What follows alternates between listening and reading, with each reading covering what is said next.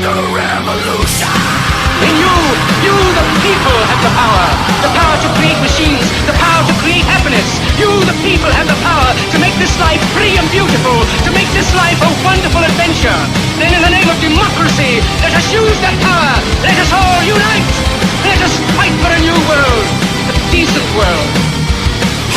If you can keep it, the responsibility of a country is not in the hands of a privileged few. We are strong and we are free from tyranny as long as each one of us remembers his or her duty as a citizen.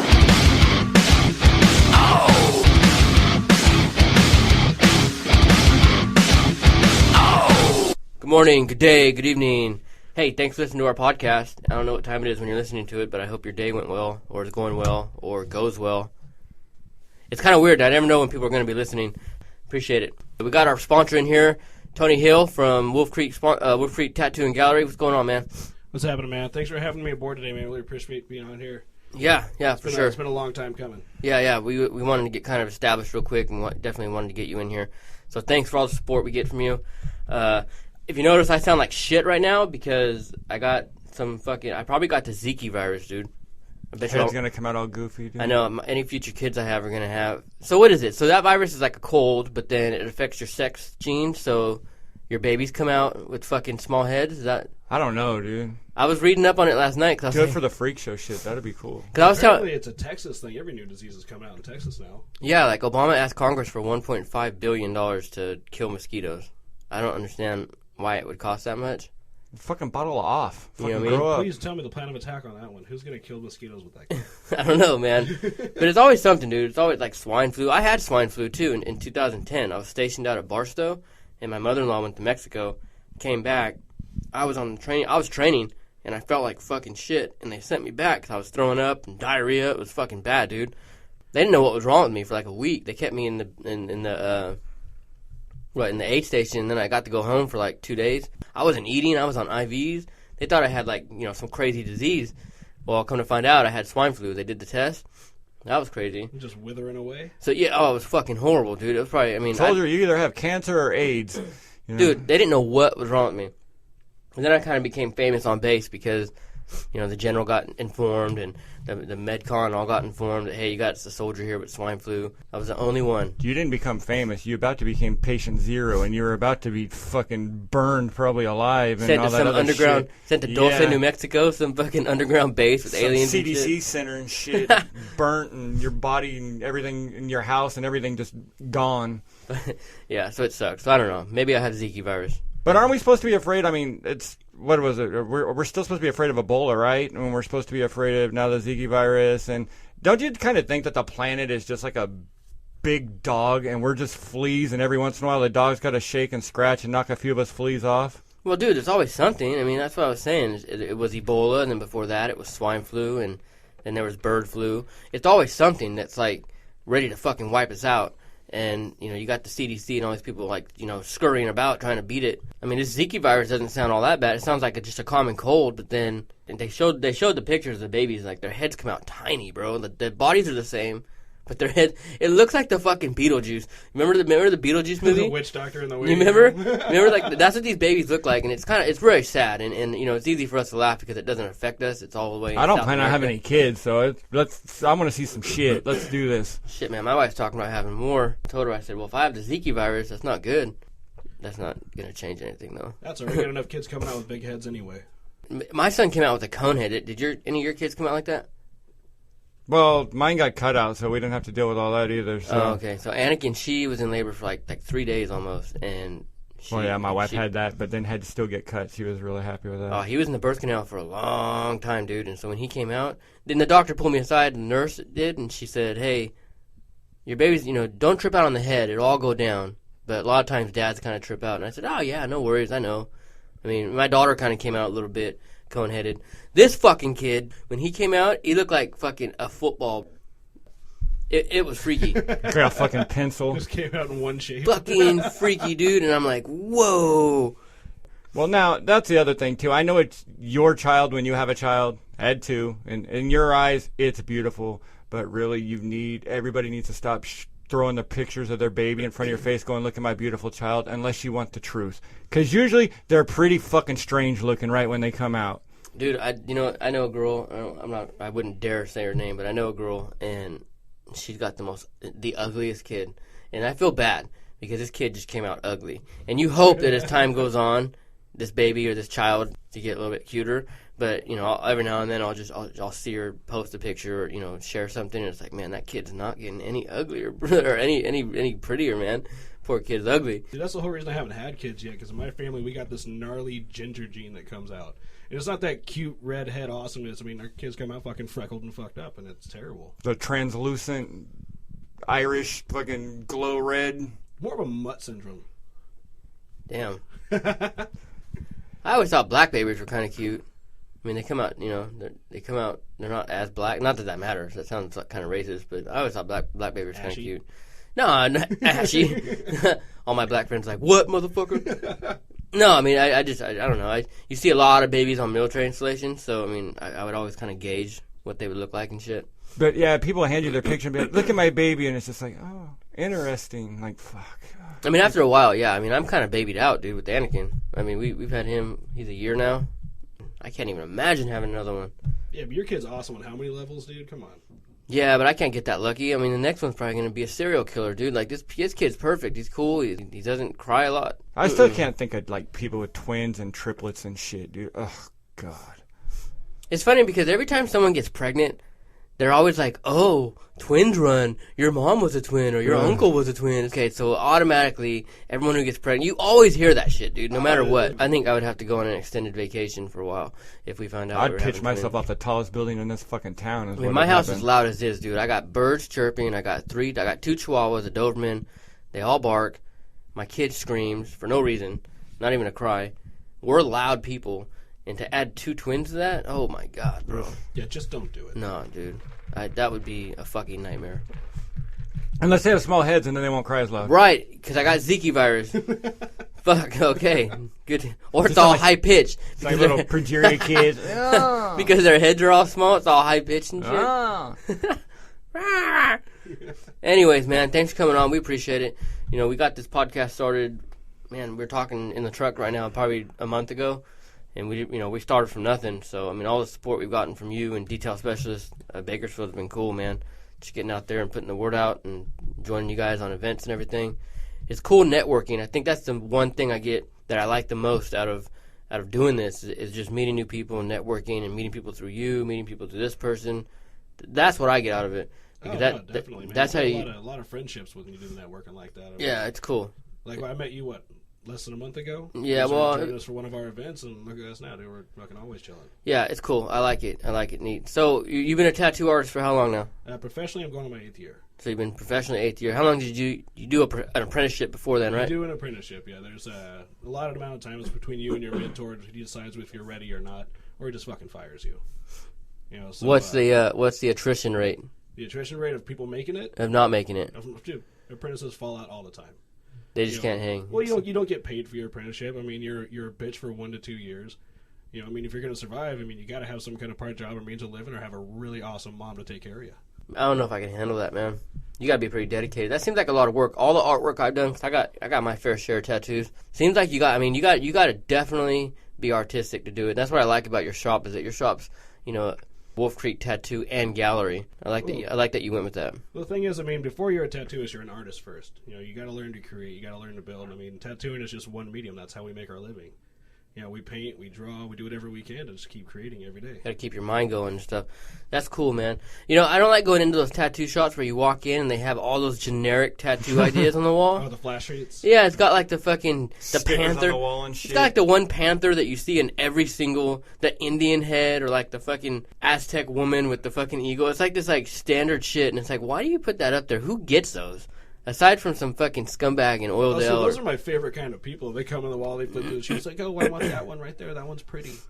'Cause that's why I don't have one in my shop. Everything we do is full custom. I mean, you want a piece, you tell us what you want, we're going to draw it out for you. We're going to make it one in your own. You're going to pay for your own tattoo. That's what I like about your stuff, about what you got going on, is because I don't like going into a tattoo place, a tattoo shop, or whatever and walking in and that's all you see. And then they might have 1 or 2 books from the artist.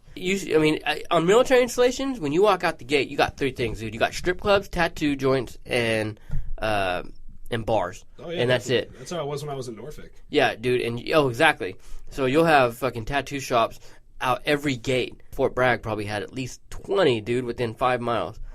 Majority of them were just like that. They were just garbage, man. You walk in there and they got no kind of free expression. It's just these generic fucking tattoos. And I guess the guys could draw stuff up for you, but it wasn't anything really, I don't know. Spectacular.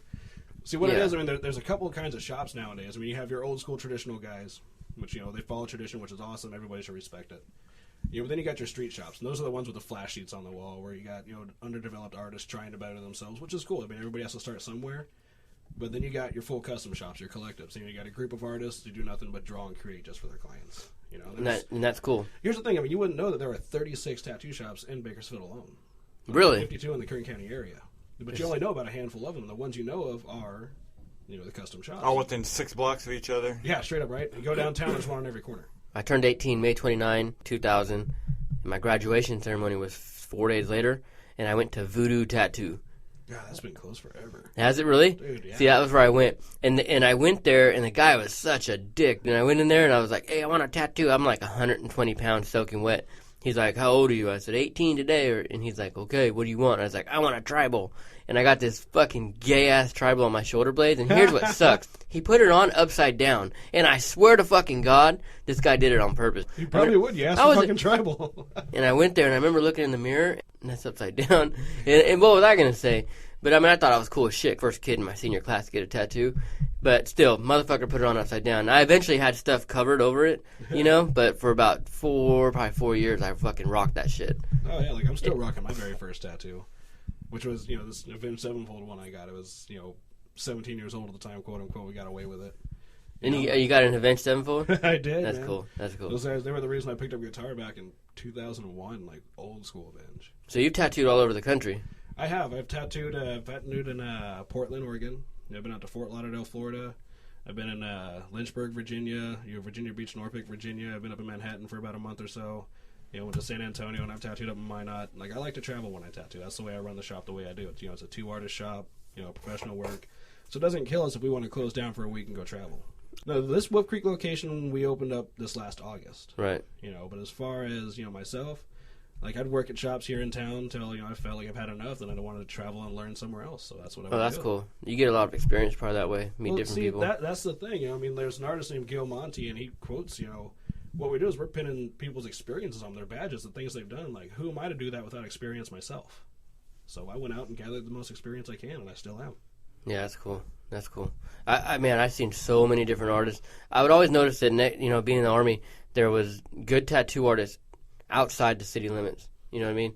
All the ones on base were just guys. I mean, they knew they were going to get business. They knew that you were going to get new privates coming in, and they were just going to get drunk, go to strip clubs, and get tattoos. And that's what they do. I mean, across the board, that's what they do. Definitely. Especially the guys who can't get into bars yet. They're under 21. So when they go out, they go and get tattoos, play Hey Mister to get by, for someone in the unit to buy them alcohol, and then, they just drink in the barracks all secretive and get tattoos. So the money's there, but I would always venture out and go, 20 miles away, and that's where the good artists were. Right, those were the established artists. Yeah. The ones who don't need that walking clientele. Right, and they knew that you were going to drive out there, and so I went. Find them. Yeah, I went to this place called Primal Tattoo in Fayetteville, and that's where I got all my flags done. I think I get a lot of compliments on my flag work on my right arm. That was an amazing artist, dude. That guy, Rob, he was cool. And then he took off and went somewhere, and right before I left, like, I always base my artists off of that, dude. Like, do I really want to go with this guy? Because I like my artwork, pretty typical. But I went to you, like a month ago? About a month ago, yeah. So my dog died coming up on a year now, and I brought you a picture of him, man. I was fucking extremely impressed, man. Awesome. I've gotten a lot of compliments on it. It's good. And that was my first portrait. That was a fun piece. Yeah, I've never done a portrait of anything. I've just always kind of sneered away from it. It's just not my style. But this was a memorial piece, so I love it, man. I get a lot of compliments on it. Hell yeah. Well, thank you, man. I appreciate that. Like I said, it was a fun piece. I mean, there's only a few portraits I'll break into. Animal portraits I'll knock out all day. Movie portraits, but when it comes to someone's passed away wife, I'm not tackling that yet. That's got to be... That always seems weird. It's tough, man. It's really, like, it's heartbreaking, too. Like, personal portraits, they're hard on the whole, I like looking at like on Chive or some of these. Oh, see some of the bad ones. Some of the bad ones, dude. Holy shit, man! Don't you notice 2 hour or an hour into it that this isn't really like you're sitting there watching this get done, dude? I would be like, whoa, time out. What the fuck's going on here? You'd have like a taser and you tase that dude and yourself, and then like woke up like, oh, man, we got fucking robbed in the middle of this shit or something. I couldn't finish it. Dude, people will come in all the time asking for something like that, man. I can't bring myself to do it. People ask for stupid shit. So yeah, so that's what I was saying on a couple of the ad promos that if somebody were to walk in and say, hey, I want to fly, but my ass crack, you wouldn't do that. No, I tell them to get the fuck out. Yeah, I mean, so if somebody wants some stupid, ridiculous piece, like you're not going to do it. Well, here's the thing. Like, if somebody asks for a stupid, ridiculous piece, I got to remember my position. People are coming to me, they're paying me for a service, and I'm going to give them what they want. But then again, I have my own integrity. Like, if somebody comes in asking for flies around their asshole, regardless, they're going to walk away and tell their buddies, oh, I had Tonay do this at so-and-so shop, and dude, that name's connected to me. I'm the guy responsible for doing stupid shit. I'm not going to do that. Yeah, and as an artist, I can see where you're coming from. Yeah. I mean, I like to create pieces that people are going to love and enjoy and have fun with. I mean, there's value to them. I don't want to knock anyone's ideas, but there's not a lot of value to flies around the ass. Yeah, and you were telling me about that, about somebody literally came and asked for that. Oh, yeah, she I'd wanted be like, 3 flies around her ass, 1 for each of her kids. They're all little shits. what the fuck, That's dude? what I said. I was like, she wasn't the classiest woman, man. I don't know where she was sitting in life, but that's Could have asked for the 3 aborted fetus bin or something. At least would have been nicer than that. That's a thing now. People are getting aborted fetuses tattooed on them. Really? Why? The fuck out of here. Oh, yeah. No, I got this one girl I follow on Instagram. She's got one right on the side of her head. What? So she had an abortion and then... I'm assuming. I just saw the abortion on the head, and I just... Fucking dude. What the fuck? Here's the thing. You gotta think, there's some collectors out there that are just fucking hardcore like that. Well, that, and there's never an original idea. Like, we've gone through shit on this show and been like, well, if there's one of them out there, there's 100 of them. You know? Oh, yeah. See, but that's the trick nowadays. I mean, that's why, people come to us, they spend good money to get something custom because, we have to be on the ball. We have to create that for people. Give them something that hasn't been done. If not, make it your own. Yeah, man. I was never one for trendy stuff. I mean, the tribal thing, like I said, I was 18. Watched a little too much WCW, got into Goldberg and shit. Well, here's what it is. I blame one man for all the world's tribal. Does anyone remember George Clooney from Dusk Till Dawn? Yeah. He had the whole sleeve of tribal that peaked up on his neck. Yeah. Telling you, that fucking ruined Bill the 90s and tribal Goldberg. for everybody. Well, you look. Also, when I did it, it was 2000, and it was everyone's bleaching their hair, getting multiple piercings in their ear, listening to Sublime, wearing fucking hemp necklaces, and I was all wrapped into that shit. Regardless, the 90s were fucking awesome. I wish I was I mean, this is born adult in the 90s. 2000. I mean, this is like I'm graduating. I want a fucking tribal, dude. I had a nipple on a rib thing going on. That's how skinny I was, dude. I was just this fucking twig of a kid. Walking in, and this guy saw, he's like, and I think he charged me like $300 too at the time. Fuck. Which, go back then, that's a lot of fucking money, dude. Compared to the rates nowadays, I mean, Yeah. back then it was just dudes tattoo, and now this is an artist-driven industry. I mean, we're going to charge money for everything. Yeah, dude, I got fucking raped on that one, but, I still look cool during graduation, Right. rehearsal. And, they told me don't go in the sun in it. What did I do the next day? Went to graduation rehearsal and sat in the fucking sun at, Bakersfield College. Yeah, it was fucking stupid, man. I was such an idiot. But yeah, I mean, all my other pieces are, I got We the People, which for some might be kind of trendy, but I put it in a place where a lot of people weren't getting it. And, on my forearm, at the time, nobody was getting it. Now you see a little bit more of it. But you're a man who can stand behind that, though. Yeah, I mean, I got everything I got has some meaning behind it. Now, when I did get like religious pieces, because at the time I was fairly deep in my faith and everything, and now I'm not. So I look at it and I'm like, I've considered covering them, or getting something different. But talking with my wife about it, I think no, because I remember I look at it and I'm like, okay, I was at a place in my life when I got these that meant something. So it starts bringing me back. So that's your badge of experience, right? Yeah, you know what I mean. So that might be the thing that spurs memories when Alzheimer's sets in. Maybe, yeah, it would be, huh? I've thought about getting stuff for my kids, but I mean, I like to make my stuff personal and kind of unique. Of course, man, everything needs to be unique. That's the best point of a tattoo. The thing is, they don't have to mean anything. A lot of people think that tattoos have to be meaningful. I can't decide what I like enough to get tattooed. It's, fuck it, if you want a box tattooed, then get a fucking box tattooed on you. Don't matter. Yeah, Tattoos exactly. are an expression of your own character, not somebody else's. One other thing I did kind of stupid was last year, I got the Army August 2014, and that following November, I was here, and I just met all the Wounded Heroes crowd and all the FRD guys, and was hanging out with them after Veterans Day parade, and we found a place online that was doing free tattoos for veterans. It was over off of Rosedale. I don't know the name of the shop or anything, But I went there and I got it done. Told her I wanted, the typical memorial boots at the rifle for my soldier that was killed. And when she did it, it looked just like way too cartoony for me. So I had to get that kind of touched up and stuff. Yeah, I went like I think a month later and I got that all redone. Nice. But I mean, what can I say? It was free. I just tipped. Got what you paid for. You know how many times I've covered up those free tattoos? Yeah, I bet. Yeah, I mean, it sounds cool. Like, that's the thing I do now. I mean, there's so many people scratching out their houses, giving out free tattoos, this and that every once in a while we get to create one of our own. Nowadays, I cover up every fucking day. Why would they do that, though? I mean, like, what's in it for them to be giving away free tattoos? Obviously getting your name out there. Free canvas. Some people want to pretend to be badass. I mean, that's not free canvas. It's no, but it's drunks. I mean, it's drunks and idiots, and some homie gave his homie a machine, and now he thinks he tattooed. Yep. Some dude made one out of a Walkman with a fucking needle, and there you go. But you know what? Yeah, scratch on, man, because the more those guys are fucking up, the better I look. Yeah, I mean, then you get to go in. Yeah, exactly. Go and fix it and do whatever. Creating business for you. It's a revolving door. Because we can go out there, we can tell them, hey, quit fucking tattooing, but they're not going to listen. They're going to do whatever they want to do anyways. We're not going to do shit about it. Yeah, I knew a girl, too, a neighbor of mine, when I was in the Army. She was real good at artists.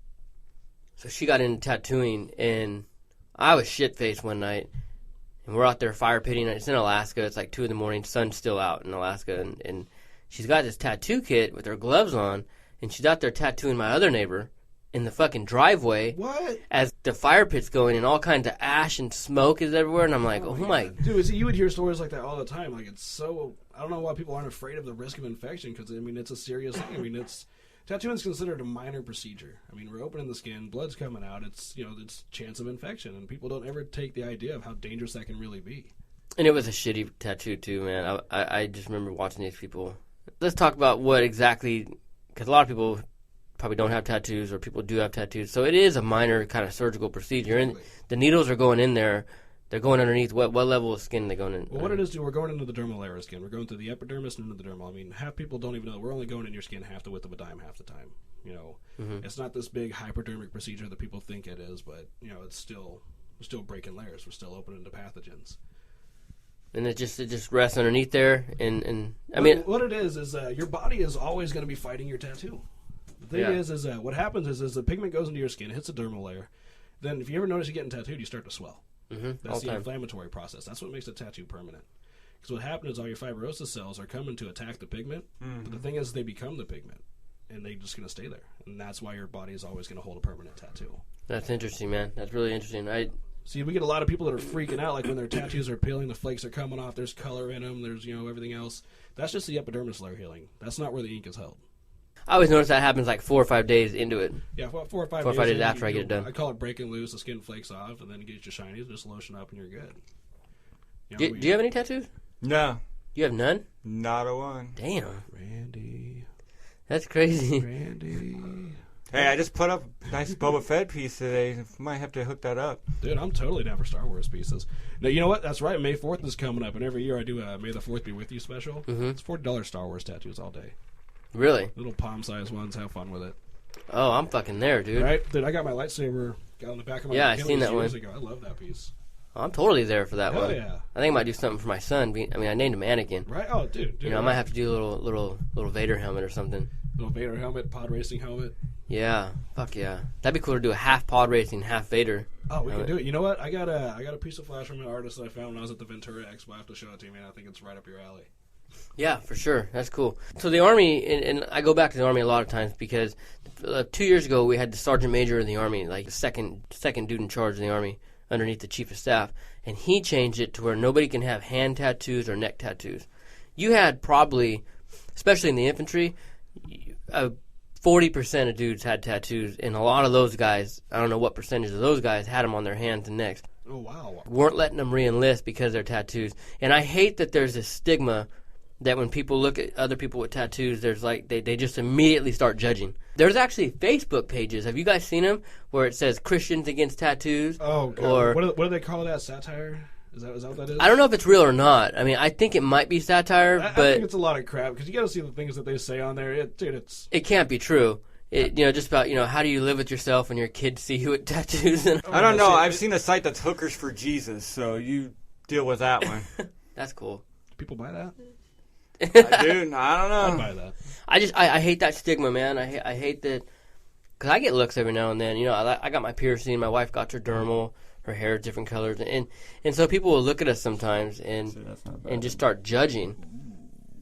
So I hate that. And it's these people who just can't really think outside the box, and they're just squares. I mean, it's what it comes down to. Well, really, it's just a lot of people that are afraid. You know, they see something different. You know, and they think it's. And they don't know what it is.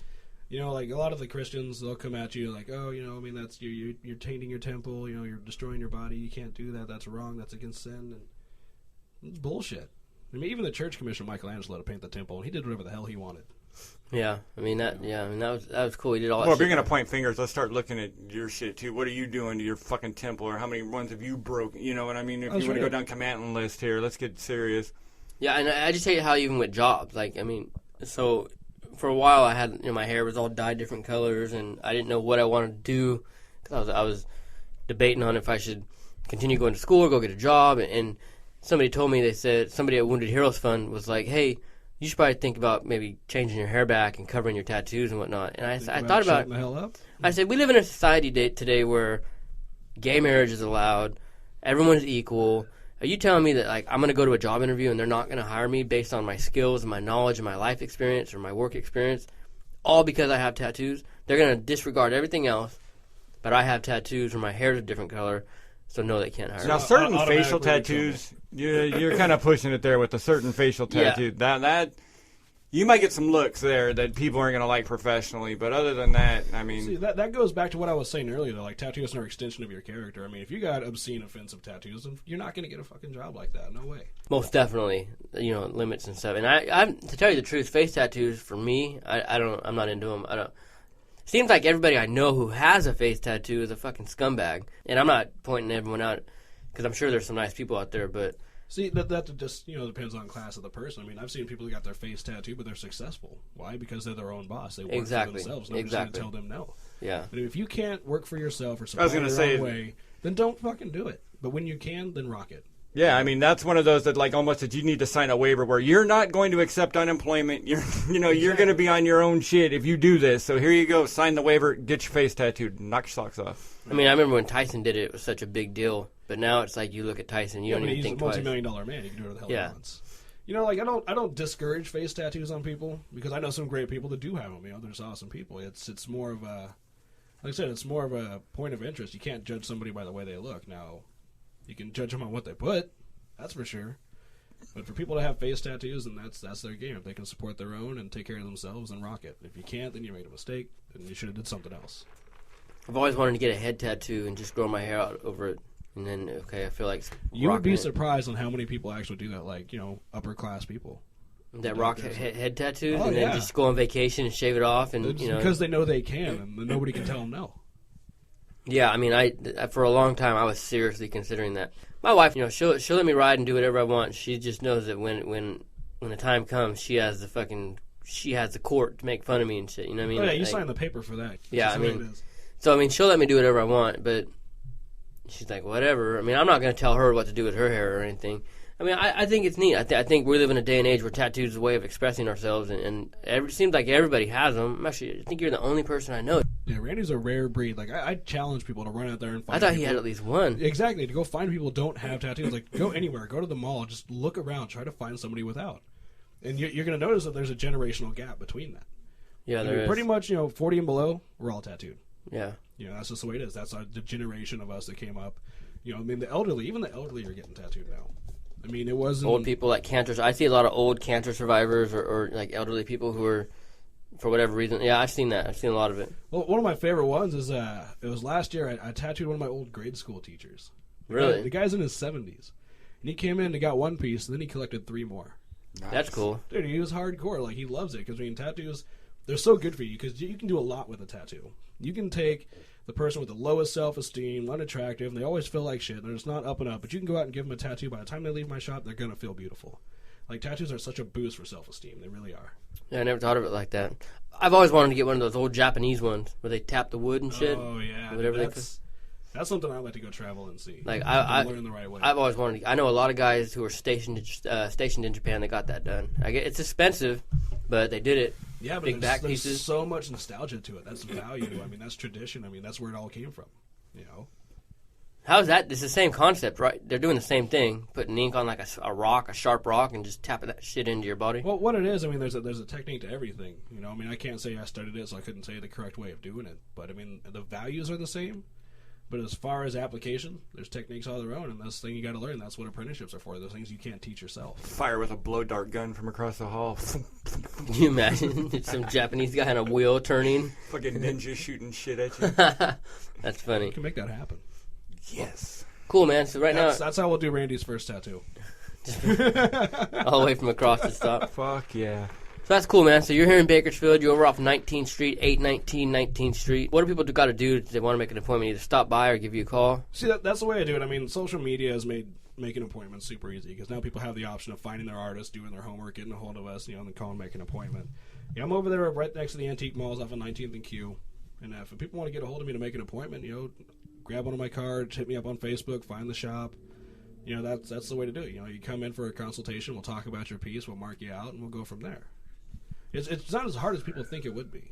I think a lot of people who don't have any, it's always a big step for them. It is. And you know what? Do you remember when you got your first tattoo? Oh yeah. How the night before you were thinking about it, and you're like, tomorrow I'm going to get my tattoo. You get tribal. Just fucking stoked on it. You're ready for it. And the thing is, like with our shop, a lot of people, as tattooists, we're around that every day. We get kind of numb to it. But that's the one thing I believe is you still got to bring the experience to tattooing because I remember my first tattoo and how stoked I was when somebody else is coming in. They're expecting that kind of experience. So that's what we do. We give people a good fucking time. Is it true when you're an apprentice you get pig skin? You get like a slab of pig skin. You practice on that, or is that just like a fucking rumor? That's what you do in your kitchen. That's how you practice there. See, really? When you have a traditional apprenticeship, you have a mentor, and he's going to teach you the right way of doing things.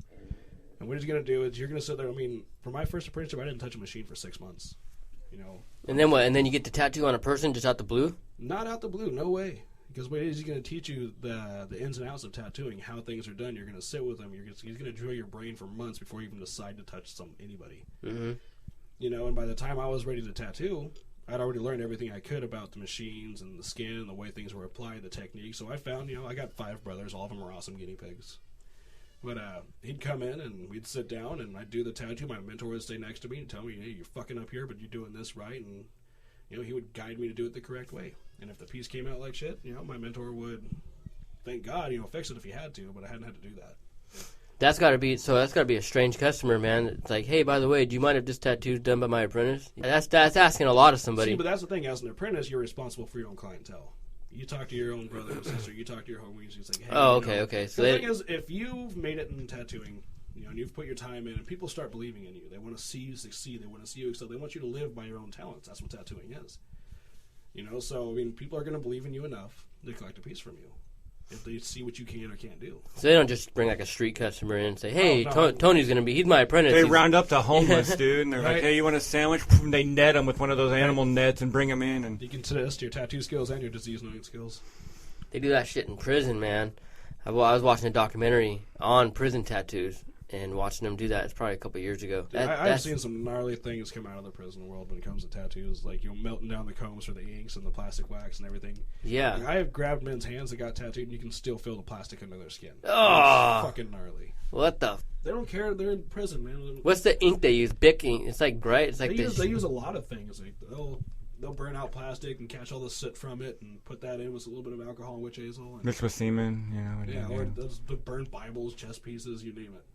All for ink. Mm-hmm. Fuck. That's fucking gangster, man. Out of man. prison, they get so fucking crafty in there. I mean, I was gonna say, those fuckers make guns out of bars of soap and shit. I mean, what do you expect? I mean, anything. I've seen some wild shit. We had guys in the Army who did prison time and got their record cleaned up and then joined the military. Mm-hmm. And they had some kind of, and the Army checks you for tattoos. They make sure that you don't have any gang related shit. But we had some guys that came in that slid under the radar, or maybe the person checking them in whatever podunk fucking state they're from didn't know what it was, but you see them and you're like, damn, dude. What are the rules on military? Because I keep hearing different rules from different people I've tattooed. Because I tattoo people from every branch. They say it's 25% of your extremities can be tattooed. What is the rule? Yeah, I mean, as far as how much, I'm not sure. What they do is when you go to the recruiting station, you go. First step, you go to the recruiting station, then you go to like a MEPS, and there's a doctor there, and there's like medical staff, and they look you over and like they're in your underwear.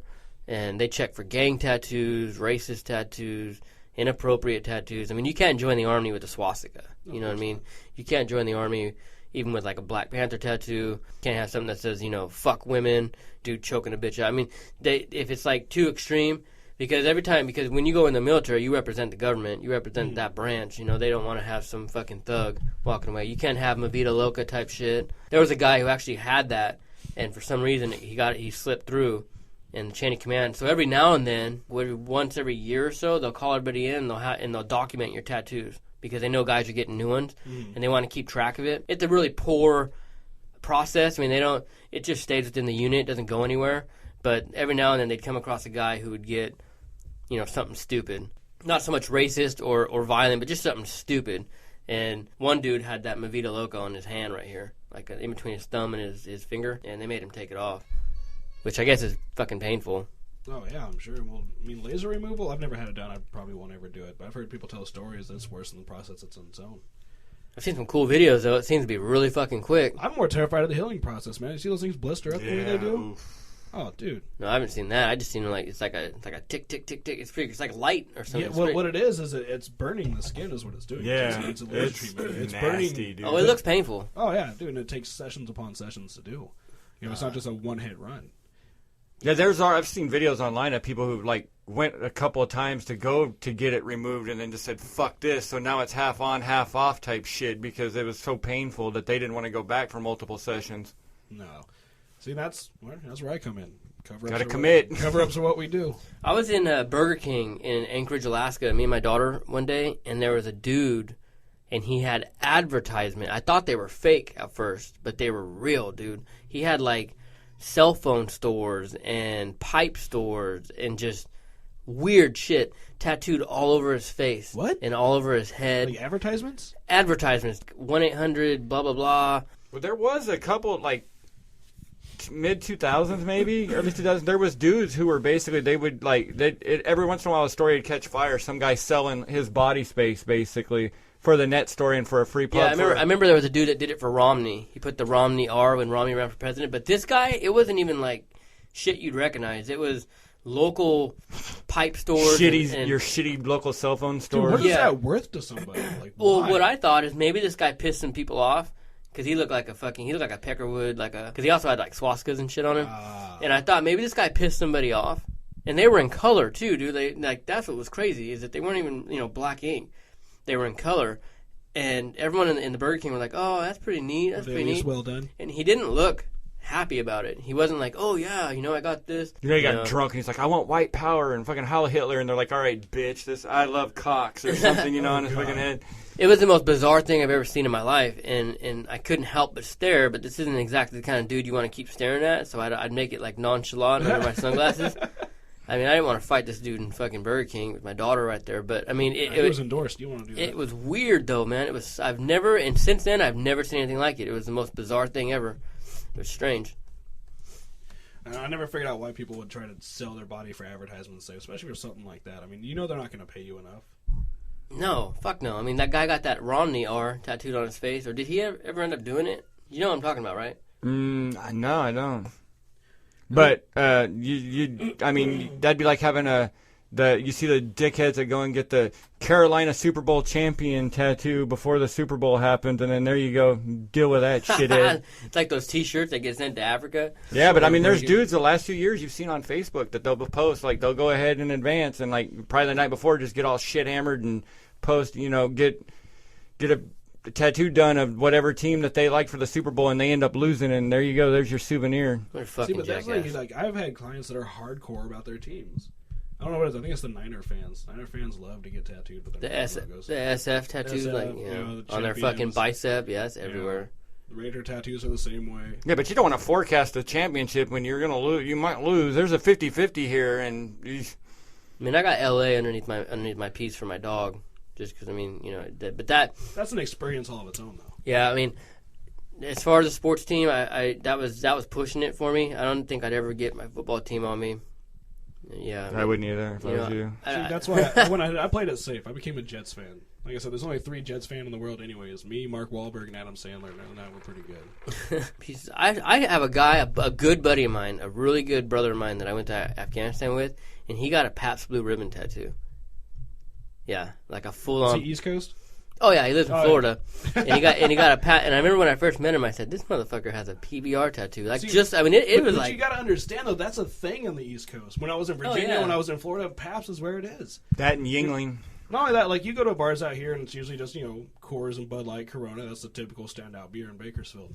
And you go to the East Coast. I'd go to this bar out there. It was called Archie's out in Fort Lauderdale, and they would do $10 all night Pabst bottomless. Like $10, you could drink all the Pabst in the world you wanted. And I was in Virginia. It was God, the I same remember way. the first time I finally had one, and I got in the bar we'd go to. It was called the Rock Shop in Fayetteville, North Carolina, and it was like this rock bar, and there was always these fucking weird bands that would play. But it was a cool spot, and they sold $2 tall boys of PBR. So I'd go there and get fucked up off these, and it tasted like shit, dude. That beer is not good. I don't know. I don't like it. I would drink it. Bet your ass I'd drink that shit if I get drunk for $12. $10 all night long, you're getting smashed on Pabst. But that's the problem. I mean, I don't know. Probably get the haters off of this one, but I see somebody holding Pabst, and I just don't know how to say how I think of the class level on that one. PBR, I know, right? PBR. It's just, What about Monster? I know you're drinking a Monster right now. Have you done any fucking Monster it's a tattoos? 5150. Get it right. That's right. It is. No, but have you ever done that? Because that seems to be like the cool thing to do, like with dirt bike riders and bros. Oh, anything that's extreme sports is complete energy You drink. get I mean, fucking it's Monster. Monster and vodka. Vodka Red Bull. Yeah, I couldn't do some shit like I'm not loyal enough to anything to fucking tattoo a beer or energy drink. Fuck that. I saw a guy one time with the fucking Converse. He had a Converse on, and he had it on both of his shins. And it was 2 Converse All-Stars, and I was, damn. You fucking ink that shit on you?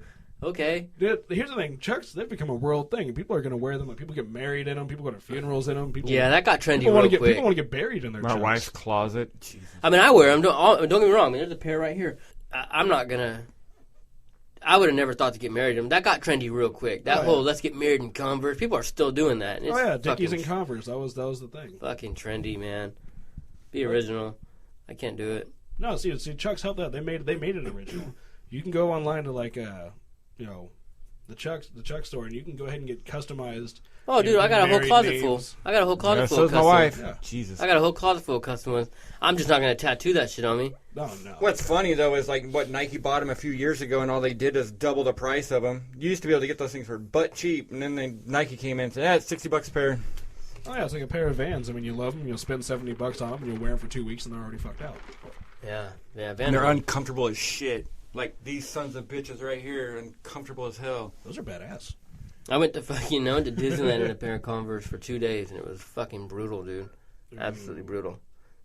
Especially when you walk around shopping and shit. You just went to Disneyland, right? Mm-hmm. Dude, tell me about Star Wars weekends. Star Wars what? Star Wars weekends over at Disneyland. They still doing that? Well, so what they're doing right now is they're in a whole. Okay, so obviously Disney owns Star Wars, and right now you have Star Tours, which is right there in Tomorrowland, and then right as you get out of Star Tours, it's been like this forever for the past 40 years. You're right there by Space Mountain. You have that big Star Wars store, and that's like Star Wars headquarters. If you know Disneyland, then you know then if you keep going to the right, you have Space Mountain and like that 3D. That was where Mission to Mars was in America. Right. Things that building that spins around and shit. Right. Yeah. So in that big building right now that you're talking about, Randy, is now it's called Marvel and Star Wars something. And the bottom floor is all Star Wars, and the top floor is all Marvel. And they have authentic, all shit you can buy in like models and stuff of like authentic lightsabers, authentic. I love when people say real lightsabers and shit. Well, yeah. but like stormtrooper gear, shit that was used in the movies. They have a bar scene from what's that bar, Mos Eisley? Mos Eisley. Mos Eisley. They have a whole bar set up. You can meet Darth Vader, Chewbacca. You know how bad the employees want to peel their face off hearing that fucking song all day, dude. Ugh. They can't Yeah. do the song? Yeah. Yeah. It's in the they do 8 hours a day of that shit. They do the sound real weird to where obviously if you work there you want to fucking commit suicide, but it's like cool. Christmas season at Sears. It's cool, man. Oh, and dude, I worked there. really fucking cool. You go outside and they have like a Jedi Youth Academy where you can, if you're a kid. Oh, like the stage show? Yeah. Yeah, they've done that for years. Yeah, but now it's super cool because they do it like 4 or 5 times throughout the day, and your kids can go out there and like learn to be a Jedi. You can pay for them to get robes. I think to get the robe, the actual Jedi robe and everything. Oh, that's awesome. It's like $400, but Did they let adults do it? 'Cause I'll do it. Fuck, I would want to. Hell yeah. I'd do That's it. the one where Vader comes out and like dances and shit too with the stormtroopers and all that shit when they do the Yeah, they show. do some pretty stupid shit. It's for the kids, but it's still awesome. But what they're doing now is, Toontown, which is on the other side of the park, it's kind of dying. Nobody ever goes there. They're converting Toontown into like Star Wars land. And, love I don't Toontown. know what You they're can't- calling I it. mean, No, new that's kid. a hard trade-off, man. Toontown's a piece of my childhood. No one ever goes. Past 4 times I've been, since I've been home out of the Army, there's like nobody there. That's where you go if you want to smoke a bowl, or if you want to like, You or if do you want to, something stupid. or if you're in high school and you want to finger bang I your was gonna say date. something that fingers You shit. know? You know what I mean? You want to like go to Toontown. You 'cause wonder no why one's there. Roger the Rabbit smells like fish. I think when I was there, they had pictures and whatnot of what they're going to do. They're going to have like AT-ATs off in the distance, and they're going to have. It's going to be I pretty want cool. a big full size AT-AT, just a fucking monster standing up there. I think it's going to be pretty badass. I think it's going to be cool. See, that's a tough trade-off because Star Wars is fucking awesome, and more Star Wars land makes me happy. But I'm gonna miss Toontown. I mean, I fucking. Went once with the kids to Toontown. I was like, eh. I completely forgot about it, dude. To be honest with you, I went there and I That was like, was oh my shit, first roller coaster as a kid. That little Chippendale one. yeah. Dude, that was awesome. I loved that.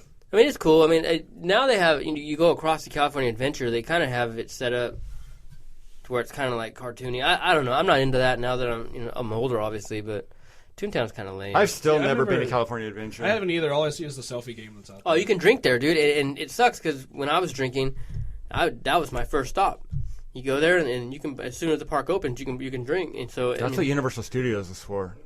I love Universal Studios. So do I. I want to. $70 becomes a year pass. My kid got into Harry Potter here recently, and they opened that Harry Potter land this spring. It's opening, and I think I'm gonna go again. Oh yeah, Libby wants. My wife wants to go real bad because I guess that there's gonna be a wand store, and the wand picks the wizard type shit, and so she can't wait. So yeah, we'll be going to that too. That's gonna be cool. I don't know. So I, the season I haven't pass been. and When was the last time you guys went to Universal? 2 I years was- ago, we fuck. had season pass like 2 years Okay, ago. did they get rid of Springfield or is it still there? No, it's still there. Because I heard they were turning that into Minion Land. Springfield. No, they built the Minion. Unless they totally changed everything, but they built the Minion shit on the other side. Oh, Dude, good. I'm 34. I haven't been to Universal Studios since I was in high school. You need to go just for the steakhouse that's over there. Dude. This shit's good. I grew up in the 80s down in Orange County in LA area before I moved here, and we'd go when it was like Jaws, Earthquake, Back to the Future. Well, I mean, like they used to have like those, like the Old West show, like the stunt show. That shit's gone. I mean, a lot of it changed when they built City Walk too. They got rid of a lot of the shit in there that they had up before, and they built the City Walk. Then you get in there, but it's still. I mean, it's cool, especially if you go in the spring, because there's really not that much to do there necessarily when you really look at it. But the fact is in the spring, like there's no lines there, so you hit the park. Everything in the park you can do in a day. Go home. And it still closes pretty early, but you're done. Yeah, but there's only two things you need to do there anyway. One is the backlot tour because that's always a Oh, yeah. that's always fun. They There's still always do that? something- Oh yeah, of course. That's It I mean, gets better every time. It really does. And then the haunted house that's there. You guys ever go through that one? yeah, No. I'm not one to scare easy, but I pissed my dude, pants it's in the pretty. middle of It's legit, dude. I mean, it's way better than like Scream in the Dark and shit like that. I mean, I like that Mummy ride though too. the park. Oh yeah, Mummy's always good. I think they turned that into Transformers. No, Mummy's still there. It's right next to it. It's Sweet. down there. Actually, where the Transformers is where the Terminator used to be. I haven't been to Magic Mountain since I've been home either. We used to do that all the time. Like before I used to be stationed out in a desert close to here, so we'd go all the time. Yeah, But- $50 and a Coke can to get both of you in. We bought season passes last year for us and the kids. And I just realized with my bad back, my bad shoulder, I'm too fucking old for this shit, dude. Like, Walking around, no, the rides, dude. they bump you around that much. I'm just getting too old. Like it's not as fun anymore. So I noticed my 4 concussions that where was I? I was riding Disneyland, dude. So riding Star Tours, as a matter of fact. When I got back and I went to Disneyland, like within a month of being home, I noticed I got real nauseous, and I said, maybe it's because I ate or I'm tired or some shit. Nah, man. Like I think it's because of my concussions. I get nauseous, and where was I? Knott's Berry Farm too. Doing Knott's Berry Farm. Well, I it is got kind fucking of nauseous. bouncing your head around and fucking banging off your skull. But that sucks, dude, because I'm all into roller coasters. I dig that shit. Just don't ride in the back.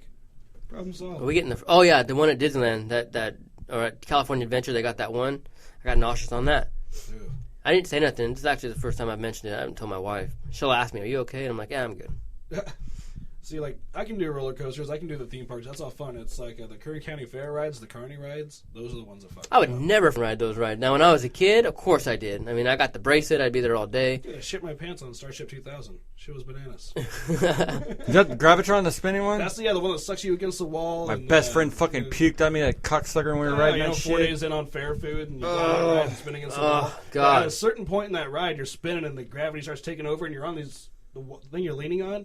It just going up and shifts up down. and fucking slams your head against the fucking ceiling. Everything in your gut drops down. Well, he thought he'd be slick and like upside down and all that. And the dude on the ride's like, "Why don't you settle down a little bit?" And he's like, "I got this, bro." And then right when that shit started to slow down, I just felt like across my arm and just like, "You bastard." Man, when I was a kid, when I'd go, they would play. Thank God for fucking- parachute pants Can and you fucking puke into windbreakers 3 back then. Gs? You Can could that just happen? spray that shit off. That shit rules. I was just gonna say when I was going there, they were playing like Metallica, "Sad but True." Oh, yeah. And it's like It was mid badass for a '90s, minute. playing all this hard music. Well, this and was shit. '87. It was Guns N' Roses' "Appetite for Destruction" album playing all through that son of a bitch. Parachute pants. It's funny. That's funny shit. Hey, so let's talk about some upcoming events, man. The big thing coming up. I think we're safe to kind of talk about it. Yeah, it's fair game. It's a Okay, good so April 2nd here in Bakersfield. Bakersfield rocks the Fox. It's going to be a huge event. Adima's headlining it. Why don't you talk about that? Yeah, well, no, we got this event that we started putting together last November. It was Dean from El Tempo, Scott, and Mike. We were doing a couple shows with them, and they hit us up. They're like, "Man, we really want to play in the Fox Theater. How can we do that?" Because like the Bakersfield scene for music has started falling again. It's not what it used to be. So we all put our brains together, and we came up with this plan to play the Fox. So what we did is we got, we found a local charity. We're going to support the Wounded Heroes Fund on this one. That's going to be supported by local businesses to help fund the event. And we were able to book the Fox Theater. Like right now we got great sponsors, Guitar Center, 5150 Energy Drinks, Wolf Creek Tattoo and Gallery, That Beard Stuff. Everyone's on board helping this event out. So the lineup for the event right now is pretty cool because we got Adima to headline, which is really great because they got some new stuff for us coming out. This will be the first time they've played in a while, especially at their hometown. Yeah, they've kind of been like, I thought they were kind of broken up. So when you told me that they were playing, that's pretty cool. Oh yeah, everybody got pretty excited. So is Jonathan Davis's brother still in that band? I don't think so. Because at one time he was the lead singer, right? Yeah.